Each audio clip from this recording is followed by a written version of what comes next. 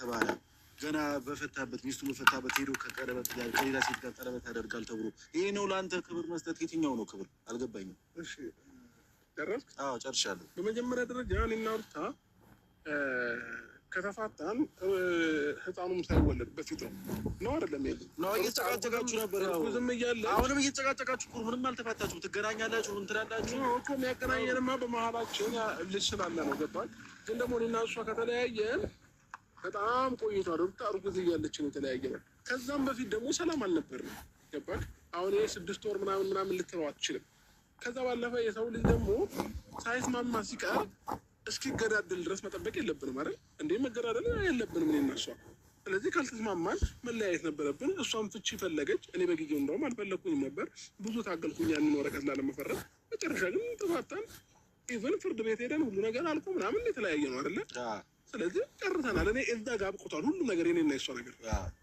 እኔ በወርም ላግባ፣ በ2 ወርም በ3 ወርም በአመትም በ2 አመትም ላግባ፣ ይሄ የኔ ላይፍ ነው። ማንም ያገባውም የለም።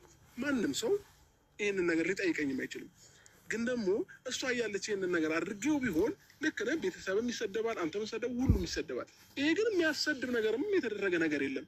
ገባክ? ሲቀጥል ደግሞ እኔ በዚህ ታይም እንኳን ቀለበት ማድረግ አልፈለኩም ነበር። ገባ? ነገሮች ግን አንዳንድ ጊዜ ይገፋፋል። ምንድነው የሚገፋፋል? አንድ በመሀል ሄርሜላ እየተጨነቀች ነው ያለችው። ገባክ? ያም ይመጣል የሆነ ነገር ይላታል፣ ያም ይመጣል የሆነ ነገር ይላታል። እኔ ላይ ያለ ተስፋ እየቀዘቀዘ መጣ። በዚህ ታይም ደግሞ ልጨርስልህ፣ አንዴ ታወራለህ፣ ከዛ ልጨርስልህ። በመሀል እቺ ልጅ ተስፋ እያጣች ስትመጣ የግድ ደግሞ ቀለበት ማድረግ ነበረብኝ፣ ቢያንስ ማለት ነው። አእምሮ እንዲረጋጋ። እንቅልፍ መተኛት አልቻለችም፣ ብዙ ነገር ሄርሜላ ማለት ነው። ስለዚህ ይህን ነገር መወሰን ነበረብኝ። ቀለበት አደረግኩኝ። ቀለበት ሳደርግ እንደገና ነገር ከዛ በፊት ብዙ ጊዜ ስናገር እንዲያደርጋለው አትገፋፉኝ ምናምን ስል ይሄ ጉራ ብቻ ይመስላቸው ነበር፣ ለሁላቸውም ማለት ነው። ገባኝ? ወስኜ ሳሳያቸው ሁሉም አበዱ፣ ሁሉም ተነሱ። ሩታም የሩታ ዘመዶችም ምናምን ሁሉም ብድግ ብሎ ተነሳ ማለት ነው፣ ልክ ውሳኔን ሲያውቁ። መጀመሪያ ግን እንደፈለጉ እየተጫወቱብኝ፣ እንደፈለጉ እያደረጉኝ ኢቨን ማለት ነው የመጨረሻ ውርደት እንኳን እንደሆነ የሚታወቅህ የነበረው ያን የቤታቸው ጠርተው እቃ ሲያሳጥቡኝ ነበር። ገባ? ያንን የተዋረድ ነው ማለት ትችል ነበር። ዛሬ ላይ እኔ ስወስን አይደለም ቤተሰብ የሚዋረደው ወይ አንተ የምትዋረደው። ገባ? ስለዚህ በዚህ ታይም አንተ ከኔ ጎን ሆነህ አብረኸኝ ሆነህ ነገሮችን መጋፈጥ ነው እንጂ ያለብህ ኢባስ ከነሱ ጎን ሆነህ እነሱ ትክክል እንደሆኑ እኔን መናገር አትችልም። ገባ? እኔ ብዙ ነገር ያሳለፍኩኝ ብዙ ነገር ያየሁኝ ሰው ነኝ አይደለ? ከዛ በፊት ዛሬ ላይ ስወስን አይደለም ነገሮችን የሚታወቃቸው።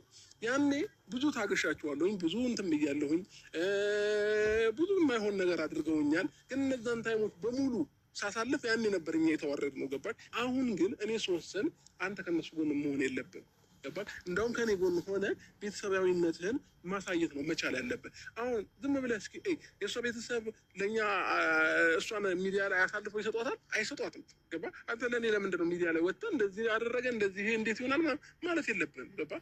አንድ ደግሞ ማመንና ማረጋገጥ ያለብህ ነገር ቢኖር እኔ ሄርሜላ ባትኖር ራሱ ከሄርሜላ ጋር ቀለበት ባላረግ ራሱ ብቻዬን ብሆን ራሱ ሩታን ዳግመኛ እኔ ላገባትም አብሬያት ልኖር አልችልም።